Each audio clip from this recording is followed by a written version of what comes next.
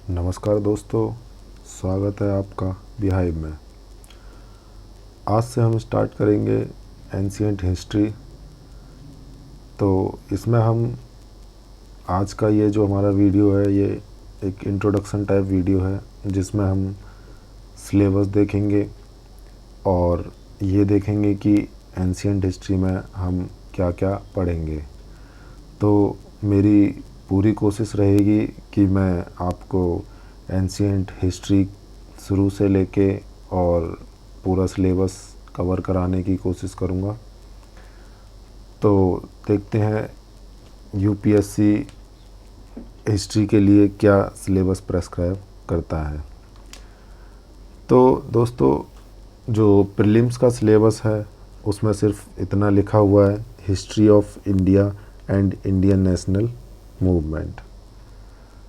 तो प्रीलिम्स का सिलेबस में history of India and Indian national movement लिखा है। इंडियन नेशनल मूवमेंट तो चलो समझ में आता है कि जो इंडियन फ्रीडम स्ट्रगल है उससे related questions. History of India, यहाँ पर अगर हम टाइम के हिसाब से इसको डिवाइड करके देखें तो ancient, medieval and modern Indian history या पोस्ट इंडिपेंडेंस इंडियन हिस्ट्री भी कंसीडर कर सकते हैं।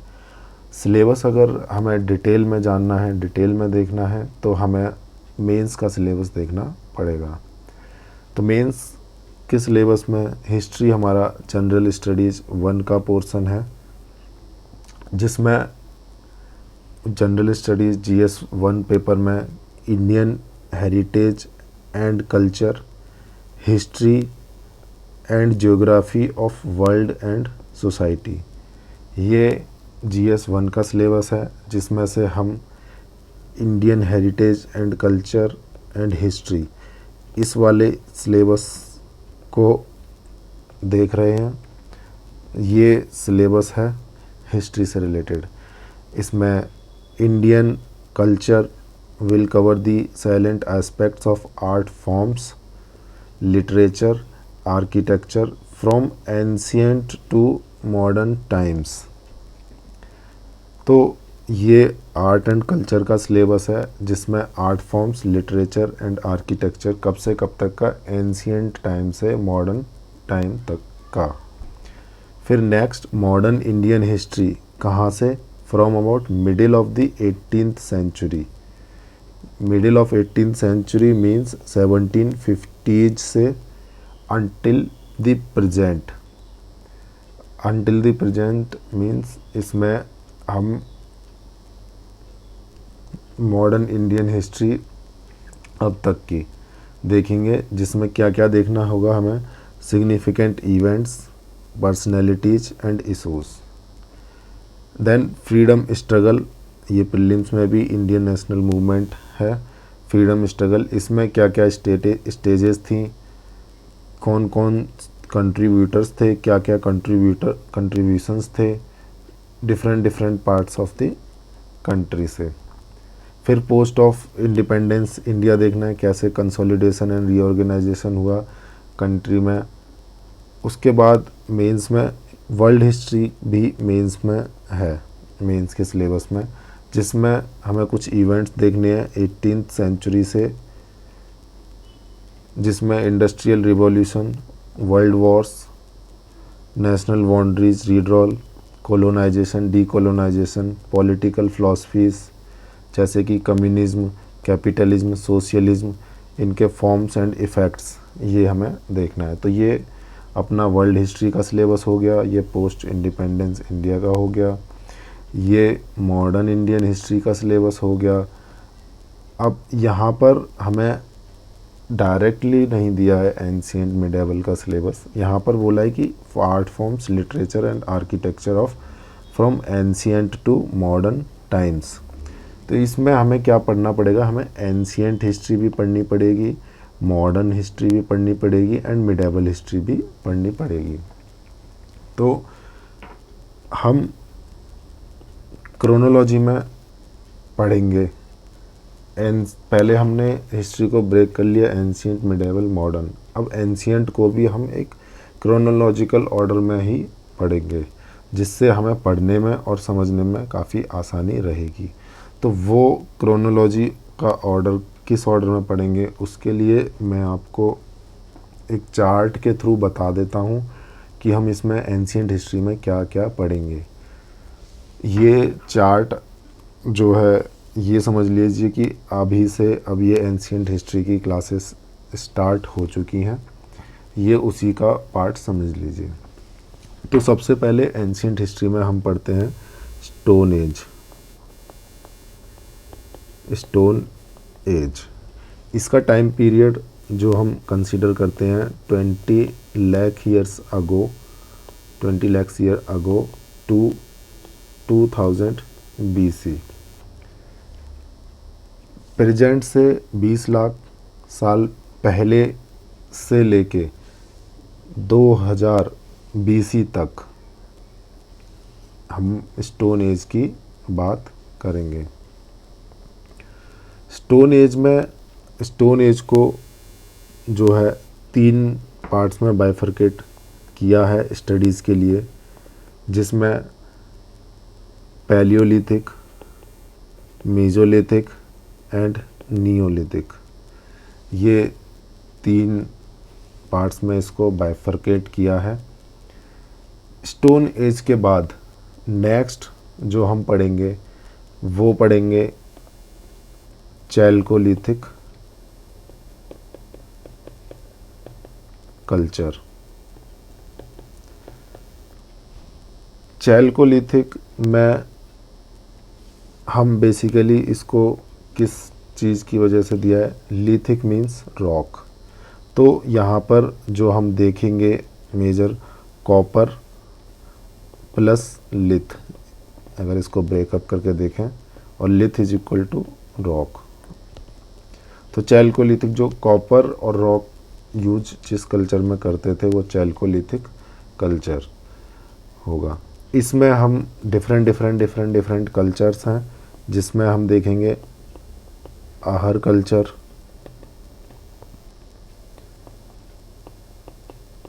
जिहंट culture, Jhukar and Jhangar culture, Jorwe culture and Malwa culture. Jorwe culture and Malwa culture. इसके बाद नेक्स्ट हम जो पढ़ेंगे वो पढ़ेंगे bronze age. Bronze age bronze age, इसमें अगर हम ब्रॉन्ज की बात करें, ब्रॉन्ज एक अलॉय होता है, किस किस से मिलके बनता है, कॉपर एंड टिन से मिलकर बनता है। तो कॉपर एंड टिन से मिलाकर उन्होंने, जो इस सभ्यता के जो लोग थे, उन्होंने इंस्ट्रूमेंट्स बनाए और उनको यूज किया, और ये बेसिस बना इस इकोनॉमी का। इस ब्रॉन्ज एज को हम हड़प्पन कल्चर भी बोलते हैं। तो ये इससे आप अच्छे तरीके से वाकिफ़ होंगे। इसका जो टाइम पीरियड हम लेके चलते हैं 2500 to 1500 BC।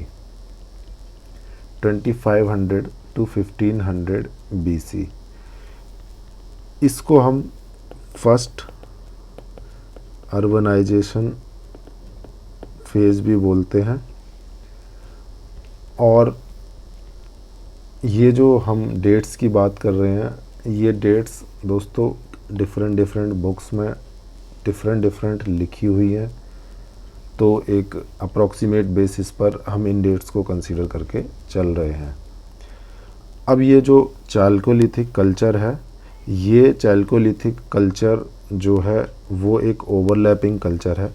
ये हड़प्पन कल्चर से पहले भी था, इसके बाद भी था, मैं टाइम पीरियड के हिसाब से कहूँ, और ये इसके साथ भी था डिफरेंट प्लेसेस पे।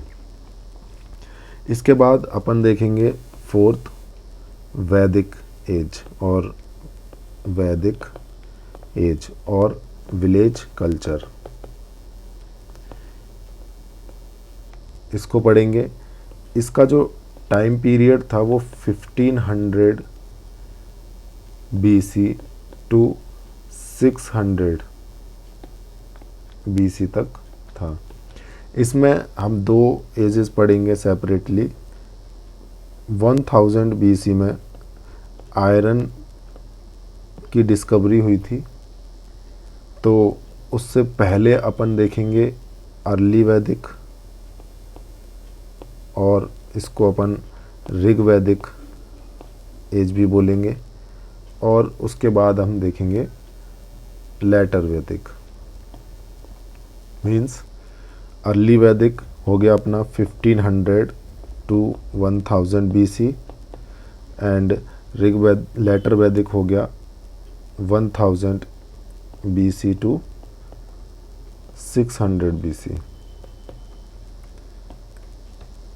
ये जो अर्ली वैदिक पीरियड है, इसको हम एज ऑफ जन भी बोलते हैं, एज ऑफ जन।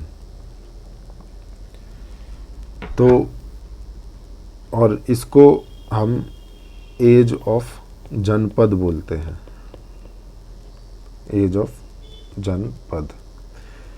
इसके बाद हम नेक्स्ट जो पढ़ेंगे वो महाजनपद एज, और इसको हम बुद्धा एज भी बोलते हैं, ये पढ़ेंगे। इसका जो टाइम पीरियड है वो 600 BC टू 300 BC है, 600 BC टू 300 BC है। इसको हम सेकंड अर्बनाइजेशन फेज भी बोलते हैं, और यहाँ पर हम कुछ सोशियो रिलीजियस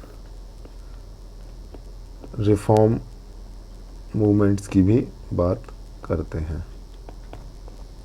ठीक, उसके बाद जो नेक्स्ट हम देखेंगे मौर्यन एज पढ़ेंगे, मौर्यन एज पढ़ेंगे। मौर्यन एज में जो टाइम पीरियड है वो 300 BC से 185 BC तक हम कंसीडर करते हैं। Then post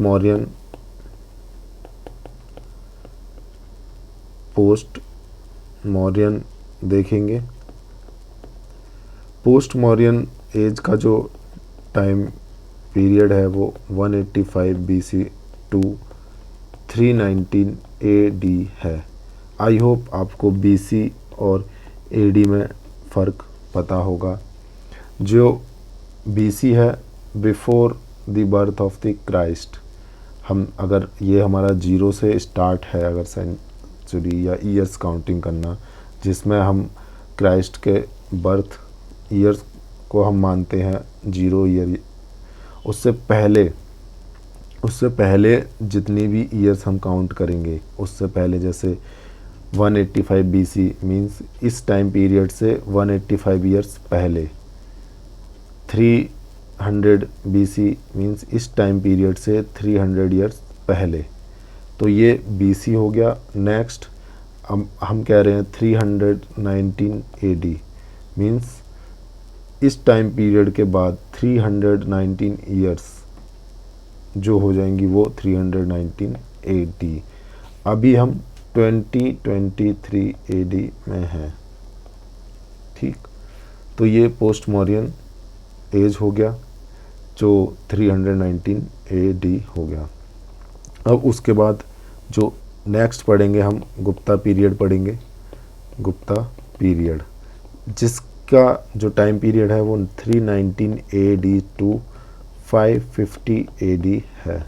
319 AD to 550 AD है। जो दोस्तों जो गुप्ता कैलेंडर की जो स्टार्टिंग हुई थी वो 319 AD में ही हुई थी।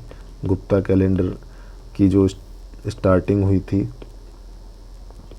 गुप्ता कैलेंडर। नेक्स्ट अपन पढ़ेंगे पोस्ट गुप्ता जिसका टाइम पीरियड है 550 AD टू 750 AD, और हम 750 AD से मान के चलते हैं कि अपना जो मिडेवल इंडियन हिस्ट्री की शुरुआत हो जाती है। इसके बाद हम 750 AD के बाद अब एंटर कर जाएंगे मिडेवल इंडिया में। तो यहाँ तक हम देखेंगे पोस्ट गुप्ता तक एंशिएंट इंडियन हिस्ट्री। अब यहाँ पर मैं आपको एक बात बताना चाहता हूँ, जो डिफरेंट फेजेस हैं ह्यूमन इकोनॉमी के, जिसमें हमने जो पैलियोलिथिक और मेजोलिथिक एज है, पैलियोलिथिक एंड मेजोलिथिक जो एज है, इसको हम कंसीडर करते हैं first phase of human economy, first phase of human economy. And इसको हम हंटर, जो यहाँ पे जो फर्स्ट फेज ऑफ इकोनॉमी थी, ये जो इकोनॉमी है किस टाइप की थी, ये हंटर एंड गैदरर्स की जो इकोनॉमी थी ये वो थी। उसके बाद जो हम सेकंड फेज कंसीडर करते हैं वो नियोलिथिक से लेके और चैल्कोलिथिक, इसको हम फेज 2 कंसीडर करते हैं ह्यूमन इकोनॉमी का, फेज 2 ऑफ ह्यूमन इकोनॉमी। इसको अपन सर्वाइवल इकोनॉमी भी कहते हैं, survival economy. Then phase 3 start होता है, जो ये जो ब्रॉन्ज एज है, इसको हम ह्यूमन इकोनॉमी का फेज 3 बोलते हैं, जिसको अपन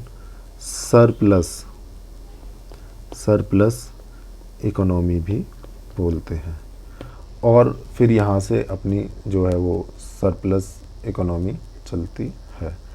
इसको हम जो अर्ली वैदिक है, इसको हम जो एज ऑफ जन है, इसको हम क्यों मतलब एज ऑफ जन, अर्ली वैदिक और विलेज कल्चर बोल रहे हैं। यहाँ पर विलेज कल्चर था इसमें, प्लस सर्वाइवल इकोनॉमी थी। यहाँ पर सरप्लस इकोनॉमी हुई, उसके बाद फिर से विलेज कल्चर आया, जिसमें विलेज कल्चर हुआ, फिर उसमें सर्वाइवल इकोनॉमी हुई, यहाँ पर सर्वाइवल इकोनॉमी हुई, विलेज कल्चर रहा, और साथ ही साथ में पेस्टोरल इकोनॉमी और नोमैडिक लाइफ भी यहाँ पर थी। तो ये जो भी है, ये पूरा हम एंशिएंट इंडिया में एक एक करके टॉपिक सारे डिटेल में देखेंगे अपने एग्ज़ाम के नीड के अकॉर्डिंग। तो अभी हम एक बार अगर देखें तो हमने क्या क्या यहाँ पर देखा। स्टोन एज, सबसे पहला अपना स्टोन एज 20 लाख से 2000 BC तक, फिर चैल्कोलिथिक कल्चर, फिर ब्रॉन्ज एज जिसको हम हड़प्पन कल्चर भी बोलते हैं, फिर वैदिक एज जिसमें हम 2 पढ़ेंगे, एक अर्ली वैदिक एंड एक लेटर वैदिक, फिर महाजनपद एज और बुद्धा एज, फिर मौर्यन एज, फिर पोस्ट मौर्यन एज, फिर गुप्ता एज, फिर पोस्ट गुप्ता एज। तो हम ये देखेंगे। बाकी हम अब इसको हम पढ़ेंगे कैसे। इसको पढ़ने के लिए हम सबसे पहले देखेंगे कि हमारे जो PYQs हैं उसको हम सॉल्व नहीं करेंगे। हमने सिलेबस देख लिया, ये सिलेबस देख लिया, अब ये जो है इसमें से किस टाइप के क्वेश्चंस बने हैं, किस टाइप के क्वेश्चंस बना रहे हैं UPSC, हम वो देखेंगे। कि सबसे पहले PYQs देखेंगे, जिसमें हम प्रीलिम्स के भी कुछ क्वेश्चंस देखेंगे और मेंस के भी कुछ क्वेश्चन देखेंगे। इनको सॉल्व नहीं करेंगे, जस्ट गो थ्रू करेंगे कि किस टाइप से क्वेश्चंस पूछे जा रहे हैं। देन हम ये जो मैंने ऊपर बताया है उसके जो बेसिक पोर्शन है वो हम पढ़ेंगे। उसके बाद फिर वापस इनको सॉल्व करने पे आएंगे। तो जो हम अपना जो नेक्स्ट वीडियो है, जो नेक्स्ट लेक्चर है, उसमें हम PYQs से गो थ्रू करेंगे। तो तब तक के लिए आप ये सब देखिए। सो बहुत बहुत धन्यवाद। भारत माता की जय।